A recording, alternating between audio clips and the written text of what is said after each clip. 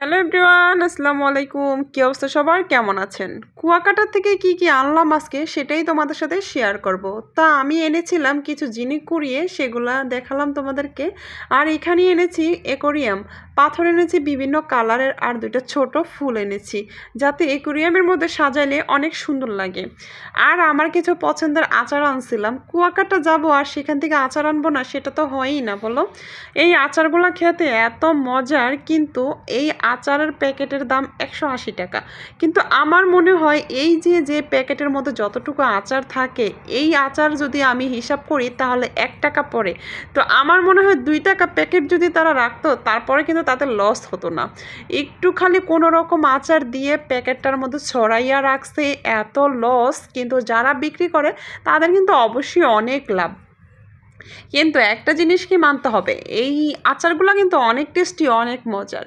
কিন্তু আনছিলাম অনেকগুলাই, আনার পরে আচার মানে কি বলবো, আমার ছেলেরাই খাইয়া ফেলছে। যে কাউকে যে দিব সেই ভাগ্যটার হলো না দেওয়ার জন্য। তো এখানে কিছু বাদাম, এই যে চকলেট আনছিলাম, এই চকলেটগুলো খেতে ভালো ছিল। আরেকটা চকলেট আনছিলাম কেমন জানো, ফোমের মতো। ওটাও কিন্তু আমার চকলেট, যে কোনো চকলেটে আমার খুব পছন্দ, কিন্তু আমার ছেলেরা ওটা খায় নাই, ওটা নষ্ট করে ফেলছে, পরে আমি একাই খেয়ে নিচ্ছি। তো এখান থেকে আমি আনছিলাম একটা চন্দন, আনছিলাম ছোট দেখে। আমি কই দেখি তো চন্দন না, আসলে আমি তো এই সম্পর্কে বেশ একটা শিওর না, তো একটাই আনছিলাম যে কেমন কাজ করে। কিন্তু এই চন্দনটা যে এত ভালো কাজ করে আমি জানলে তো আরও কয়েকটা সাথে করে নিয়ে আসতাম। কারণ আমার কথা হচ্ছে যে ক্রিম দেওয়ার চাইতে, ক্রিম দিয়ে ফর্স হওয়ার চাইতে যদি আমি এই প্রাকৃতিক জিনিস দিয়ে ফর্স হতে পারি, মানে একটু যদি ন্যাচারাল থাকে তাহলে তো কথাই নাই। মানে এটাই ভালো আমার কাছে, ন্যাচারাল থাকাটা। আর আনছিলাম কি, অ্যাকোরিয়ামের জন্য পাথর আনছিলাম, আর দুইটা ছোট ছোট ফুল আনছিলাম।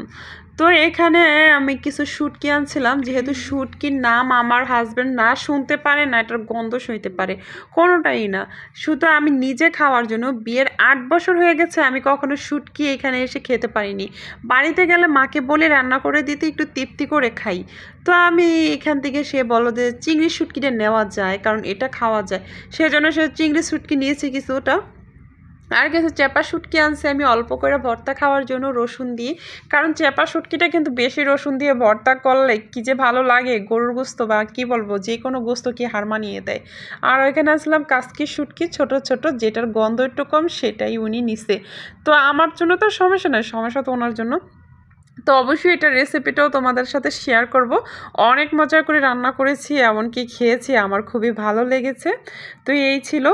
তো আর কি বলবো, এই যে ঝিনুকগুলো আনছি না, এই ঝিনুকগুলো কিন্তু আমার ভালোই লাগছিল কুড়াইতে। যদি আরও সময় থাকতো আরও অনেকগুলো নিয়ে আসতে পারতাম, কারণ এগুলো দিয়ে ডিজাইন করে অনেক কিছু কিন্তু তৈরি করা যায়।